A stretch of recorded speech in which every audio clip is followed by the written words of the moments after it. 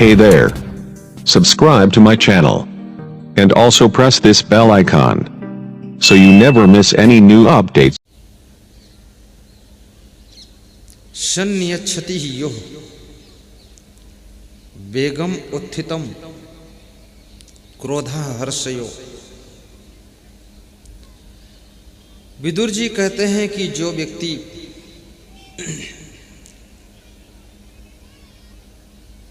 दुख के आने पर भी दुखी नहीं होता है और सुख के आने पर जिसके अंदर फुलाव नहीं होता है, अभिमान नहीं आता है कि मैं सुखी हूं, वो राज लक्ष्मी का अधिकारी बनता है। चुनाव में जीत हो जाए, जीतने का बहुत भयंकर जुलूस मत निकालना, और चुनाव में हार हो जाए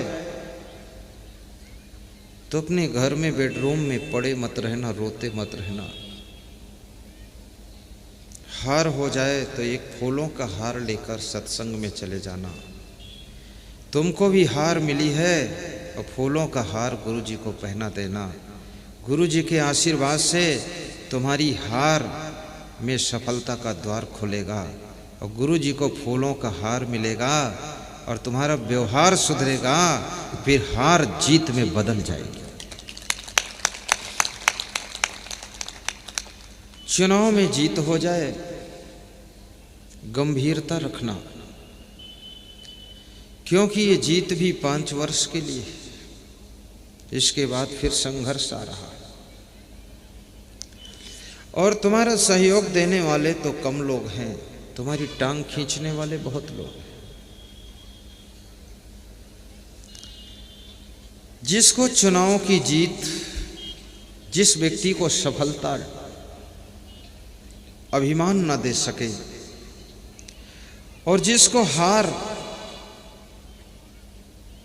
परेशान न कर सके, उस व्यक्ति ने जीने की कला सीख लिया। धन की हानि हो जाए फिर भी जिसकी प्रसन्नता खंडित न हो,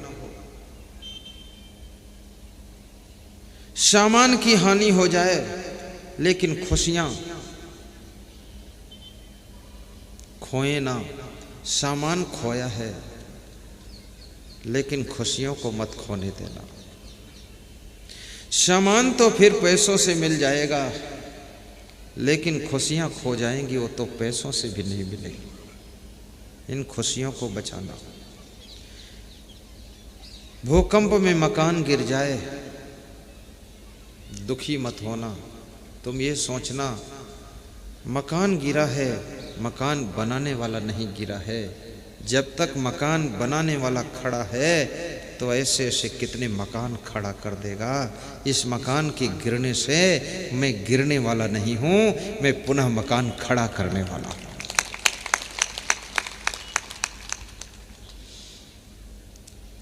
किसी की मृत्यु, किसी का वियोग आपके मन को विचलित न कर पाए। आपकी पुत्र की मृत्यु, पति की मृत्यु, पत्नी की मृत्यु, पिताजी की मृत्यु, माँ की मृत्यु, भाई की मृत्यु आपको अपने कर्तव्य से हिला न सके, आपके लक्ष्य से आपको विचलित न कर सके। आप जो कर रहे थे बहुत बड़ा कार्य आपका था। अभी मेरा सत्संग छत्तीसगढ़ प्रदेश में था गत वर्ष। एक सज्जन ने सत्संग करवाया, बोले अकेले मिलना चाहता हूँ। मैंने कहा मिल लो। बोले घर बुलाना चाहता हूँ। हमने कहा बुला लो। बोले पत्नी कुछ कहना चाहता हूँ। हमने कहा कह लो। बोले टाइम तो दे दो। हमने कहा टाइम ले लो। 2 दिन का टाइम लिया, प्रवचन करवाया, घर में बुलाया, कमरे में बैठे तो उन्होंने कहा कि बेटे की मृत्यु ने हमको घायल कर दिया। हमारे 2-2 ईंट के भट्ठे हैं, सब बंद हो गए। बेटे के दुख में हम व्यथित हो गए। ये मेरी वाइफ है, बेटे के कपड़े देख देख कर रोती है, बेटे का रूम देख कर रोती है, उसके बेड को पकड़ कर रोती है और कहती है बेटा नहीं रहा तो क्या होगा। तो मैं इसको समझाता हूँ कि 2 बेटे तो और हैं। बोले ये हैं तो, लेकिन एक वो कहाँ मिलेगा, ये समझती है। और जब ये रोती है तो मैं भी इसके साथ दुखी हो जाता हूँ। तो 1 वर्ष में सारा बिजनेस जीरो पर चला गया है। मैं गरीब हो गया हूँ गुरुदेव, मैं तरस रहा हूँ इस समय एक एक पैसे को, क्योंकि मेरे 2-2 ईंट फैक्ट्रियाँ बंद हो गई हैं। मेरा राइस मिल था वो भी बंद हो गया है, मेरी खेती बाड़ी सब खराब हो गई है, घर में रोना धोना ही चलता है। तो मैंने उनको आधा घंटे फिर ज्ञान दिया, परम ज्ञान दिया। वो ज्ञान आपको नहीं देता हूँ, नहीं तो आप कभी नहीं रोओगे। इसलिए नहीं देता हूँ कि थोड़ा रोना भी चाहिए। बिल्कुल न रोने से भी गड़बड़ है। बिल्कुल यदि नहीं रोओगे तो आपको हार्ट अटैक होगा। इसलिए महीने में 1-2 बार रो लिया करो। और पति पत्नी दोनों साथ साथ अगर रोओगे ना, तर जाओगे भवसागर। भाई भाई साथ साथ रो, पिता पुत्र साथ साथ रो, पति पत्नी एक कमरे में बैठकर रो लो। तुम उनके आंसू पोंछो, वे तुम्हारे आंसू पोंछें, तो तुम्हारी फैमिली कभी टूटेगी नहीं। ये आंसुओं में बंद करके फैमिली रहेगी, करुणा बांधेगी उसको। जिस परिवार के सदस्य एक दूसरे के लिए आंखें नम कर लेते हैं, आंखें उनकी डबडबा जाती हैं। एक दूसरे की चर्चा करते करते, गुणगान करते करते उनकी आंखें आंसुओं से भर जाती है। याद रखना वो परिवार मजबूती से बंधा हुआ है। और जिस परिवार में पति को देखकर पत्नी के आंखों में गुस्सा आता है, पत्नी को देखकर के पति की आंखें लाल होती है, वो परिवार बहुत जल्दी बिखरने वाला है। परिवार तो करुणा से जुड़ सकता है, आंसुओं से जुड़ सकता है। परिवार तो आपकी नम्रता से जुड़ता है। संगठन की जान है आपस का प्रेम, और जहां आपस में प्रेम है वही स्वर्ग है। स्वर्ग आकाश में नहीं है, नरक पाताल में नहीं है। जहाँ जहाँ तुम प्रेम करते हो वहाँ वहाँ स्वर्ग की अनुभूति होती है। और जहाँ जहाँ तुम द्वेष करते हो, नफरत करते हो, ईर्ष्या करते हो, वहाँ वहाँ नरक की अनुभूति होती है। आप अपना कितना बड़ा स्वर्ग बना सकते हो और आप अपने लिए स्पेशल नरक भी बना सकते हो। ये सब तुम्हारे हाथों का खेल है। इसलिए हे भाइयों बहनों, अपना स्वर्ग बड़ा बनाइए और बड़ा सुख पाइए। ताली थोड़ा जोर से बजाया करो। और हर वर्ष हमको इस क्षेत्र में बुलाया करो। बुलाओगे कि नहीं? हैं? बुलाओगे? बस तुम ये कहा करो हमारे क्षेत्र में हर वर्ष आओ। कोई एक स्थान का नाम मत लो, बस ये कहो हमारे क्षेत्र में हर वर्ष आओ। तो क्षेत्र तो बहुत बड़ा है, हम कहाँ आएंगे फिर? एक नेता हमारे सत्संग में खड़ा हुआ तो बोला कि मैं गुरुदेव से निवेदन करता हूं कि हमारे विधानसभा क्षेत्र में हर वर्ष आइए। तो हमने कहा बड़ा खिलाड़ी है, ऐसा बोलता है हमारी विधानसभा क्षेत्र में हर वर्ष आइए। तो विधानसभा क्षेत्र तो 300 गांव का है, मैं आऊं कहाँ, ये तो पक्का करना। होशियार था वो, सोचता था एक जगह निश्चित करूंगा तो वहीं आएंगे, तो हमको खर्चा करना पड़ेगा। इसलिए पूरी विधानसभा क्षेत्र में हमको झोंक दिया उसने। तो मैंने माइक लिया, मैंने कहा पक्का करो किस गांव में आऊं, और तुमको मेन हेड बनना पड़ेगा। अगर नहीं बुलाओगे, अब कह चुके हो तो नुकसान होगा। तो अगले चुनाव में वो हार गया और बुलाया भी नहीं। तो फिर मिला तो हमने कहा नहीं बुलाया इसलिए हार गए। बोले अब फिर बुलाता हूँ आ जाना। तो हमने कहा 5 साल हार गए, क्यों बुलाओगे फालतू?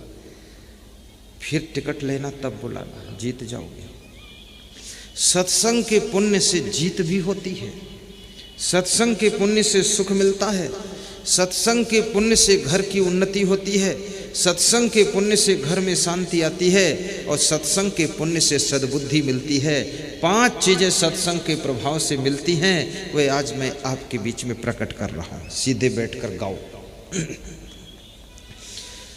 मति कीरति गति भूति भलाई, जब जेहि जतन जहाँ जेहि पाई। मति कीरति गति भूति भलाई। रामायण का क्षेत्र लग रहा है, कुछ रामायण इधर ज्यादा प्रेम रखते लोग। राम का प्रभाव, क्योंकि चौपाई को आपने खींच कर गाया, बिल्कुल 2 फीट लंबा खींचा। मति कीरति गति भूति भलाई। ऐसा अच्छा गाओगे तो अगले साल आऊंगा तो क्या होगा जानते हो? तुम इधर बैठकर गाओगे, हम उधर बैठकर सुनेंगे। बहुत प्यारा गाते हो तुम। धन्य है अजनास, धन्य है देवास, धन्य है सतवास, धन्य है आपका प्रेम, आपका गला भी धन्य है, आपके माता पिता धन्य हैं, आपके भाई बहन धन्य है, आपका गांव धन्य है जो आपके मन में भक्ति है। धन्या माता पिता धन्यो गोत्रम धन्यम कुलोद्भवा, धन्या चा वसुधा देवी यत्र शाद गुरु भक्तता। स्कंद पुराण में पार्वती जी से शिव जी कह रहे हैं कि वह माँ धन्य है, वो पिता धन्य है, वो धरती धन्य है, वह कुल गोत्र धन्य है, वह गांव धन्य है जहां पर भक्त का जन्म होता है। तो तुम्हारा जन्म जहां हुआ है वो धरती धन्य है। मति कीरति गति भूति भलाई। वाह वाह, पहला अनुभव है मध्य प्रदेश का, कहीं ऐसा कोई नहीं गाया है। जहां मैंने गवाया तो समझ में नहीं आता गाते हैं कि रोते हैं, यहां लगा कि लोग गाते हैं। मति कीरति गति भूति भलाई। जय हो। जब जेहि जतन जहाँ जेहि पाई, जब जेहि जतन जहाँ जेहि पाई, जब जेहि जतन जहाँ जेहि पाई। मति कीरति गति भूति भलाई। लोकहु वेद नयान उपाऊ, लोकहु वेद नयान उपाऊ। सो जानहु सतसंग प्रभाव। सत्संग के प्रभाव से सो जानहु सतसंग प्रभाव। लोकहु वेद नयान उपाऊ। सो जानहु सतसंग प्रभाव।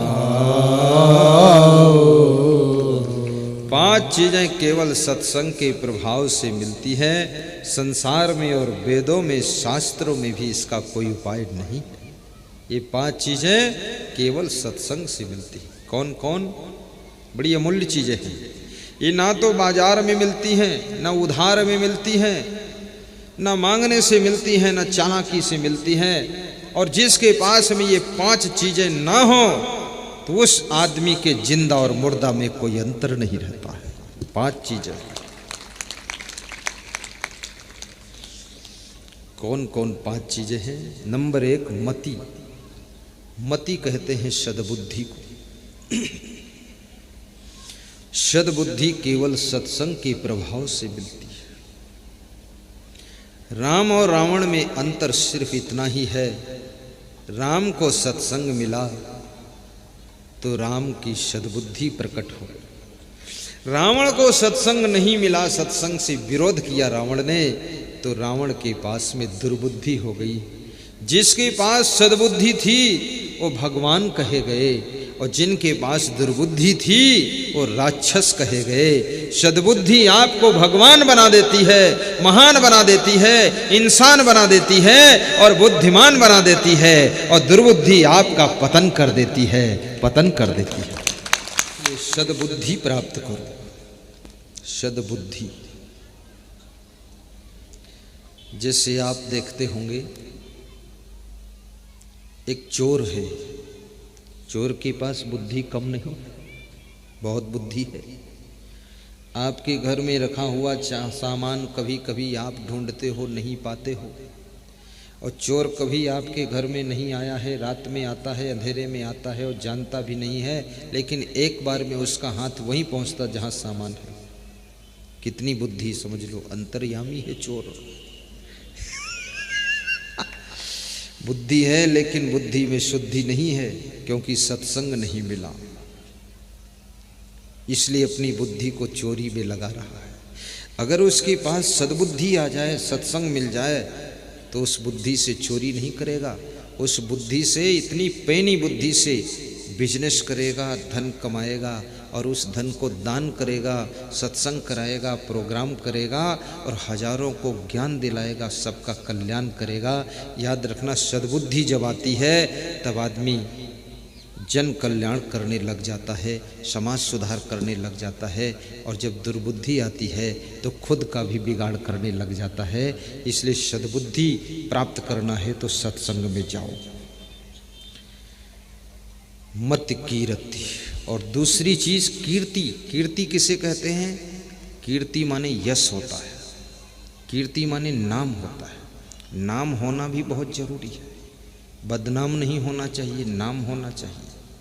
मैथिली शरण गुप्त ने कहा है, नर हो न निराश करो मन को, कुछ काम करो, कुछ काम करो, और जग में रहकर कुछ नाम करो। डेड बॉडी बन करके मत जियो, नाम तो तभी होगा जब कुछ अच्छा काम होगा। इसलिए जिनके अंदर ये इच्छा है कि मेरा नाम हो, ये मेरा नाम होने की इच्छा उनके द्वारा बहुत बड़ा काम करवाएगी। अगर नाम की इच्छा है तो काम आपको करना ही पड़ेगा। जब बहुत महान काम करोगे तो आपका बहुत बड़ा नाम होगा, और नाम होना भी चाहिए। जैसे भगवान राम का नाम हुआ, भगवान कृष्ण का नाम हुआ, संत कबीर का नाम हुआ, क्षमा देव का नाम हुआ, तो क्यों हुआ? क्योंकि उन्होंने बहुत बड़ा काम किया, इसलिए नाम हुआ। रावण का बदनाम हुआ क्योंकि बहुत गलत काम किया, इसलिए बदनाम हुआ। तो आपका बदनाम ना हो, आपका नाम हो। तो नाम कैसे होगा? नाम तब होगा जब बड़ा काम होगा। तो बड़ा काम कैसे होगा? जब आपको सत्संग मिलेगा तो आपको सद्बुद्धि मिलेगी, तो सद्बुद्धि से महान काम करोगे तो आपका दुनिया में यश फैलेगा, सम्मान होगा। अभी टीवी चैनल को आपने देखा होगा तो ये अजवास का नाम लिखकर पट्टी में आ रहा कि नहीं आ रहा? इस अजवास को तो देवास जिले के ही सभी लोग नहीं जानते थे। आज इस अजवास का नाम 30 करोड़ लोग पूरे वर्ल्ड में पढ़ रहे हैं। 30 करोड़ लोग प्रवचन सुनते हैं मेरा। कितने लोग? 30 करोड़। हर रोज 1000-2000 की संख्या बढ़ती जा रही है। 30 करोड़ लोग पढ़ रहे हैं कि आज गुरुदेव अजवास में है। हमारे पास फ़ोन आता है पंजाब से, गुरुदेव अजवास जा रहे हो? तुमने कहा तुम कैसे जान गए? बोले टीवी बता रही है। कल फ़ोन आया दौसा जिले से, राजस्थान से, कि मैं भी आ रहा हूँ अजवास। तो हमने कहा तुम क्यों आ रहे हो? बोले तुम जा रहे हो अजवास तो मैं आ रहा हूँ। मैंने कहा कहाँ से आ रहे हो? बोले दिल्ली से। तो हमने कहा रहते तो यूपी में हो। बोले मेरा नाम हर्षित पटेल है, मैं आपके दर्शन के लिए निकला हूँ, अजवास आ रहा हूँ। तो मैंने कहा आ जाओ अजवास। तो मैंने कहा रास्ता बताऊँ? बोले मैं सर्च कर लूँगा, आप तो अपना काम करो गुरुदेव, सर्च कर लूँगा। अजवास, इस गाँव का यश कितना फैल गया, कीर्ति कितनी हो गई, कितना नाम हो गया, क्योंकि इस गांव में भक्तों का जन्म हो गया। आप जैसे प्रेमी सत्संगियों का यहां जन्म न होता, रहना न होता, ये गोकुल सियोटा यहाँ ना होते, नंद राम सियोटा ना होते, राधे श्याम सियोटा ना होते, और एक भाई और क्या नाम, तुलसी राम सियोटा, ये 4 भाई सियोटा और इनके 8 बच्चे वो भी सियोटा। ये सियोटा परिवार ने अगुवाई किया और फिर तो मुझे ऐसा लगता है अजनास पूरा सियोटा ही है।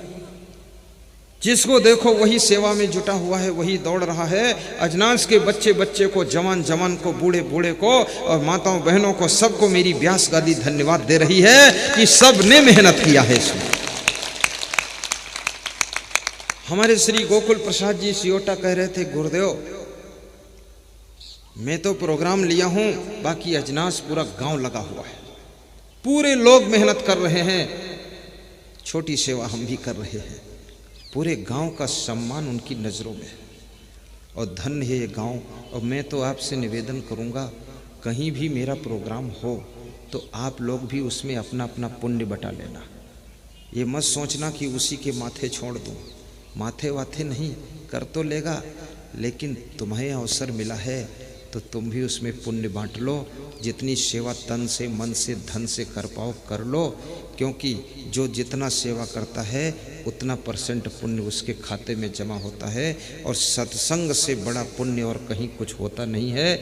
इसलिए सत्संग को तीर्थ भी कहा गया है और संतों को तीर्थ का रूप कहा गया है।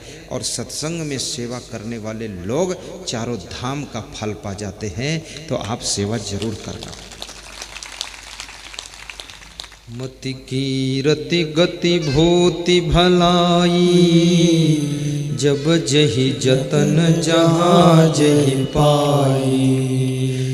सो जानहु सतसंग प्रभाव, लोकहु वेद नयान उपाव। सो जानहु सतसंग प्रभाव, जय हो। लोकहु वेद नयान उपाव, लोकहु वेद नयान उपाव।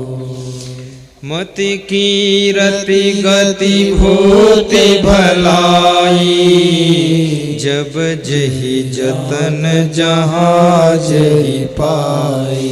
मति कीरति गति भूति भलाई, जब जही जतन जहाँ जही पाई।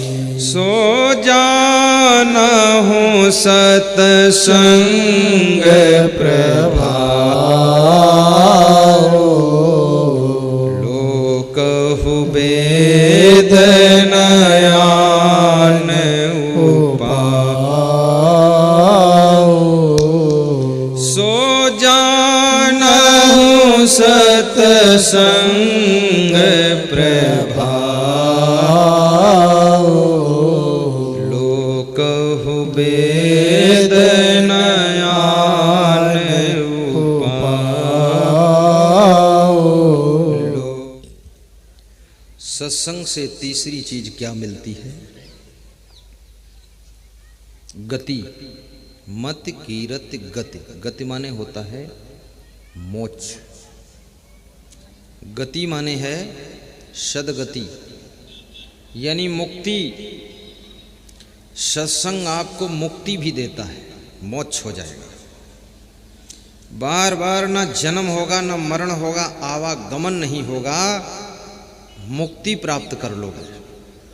क्योंकि सत्संग से आत्मज्ञान होता है, सत्संग से संयम नियम आता है, और सत्संग से त्याग वैराग्य होता है, और सत्संग से पवित्र जीवन जीने की शक्ति मिलती है। तो बाद को मुक्ति हो जाती है। इसलिए सत्संग मुक्ति भी देता है। चौथी चीज भूति।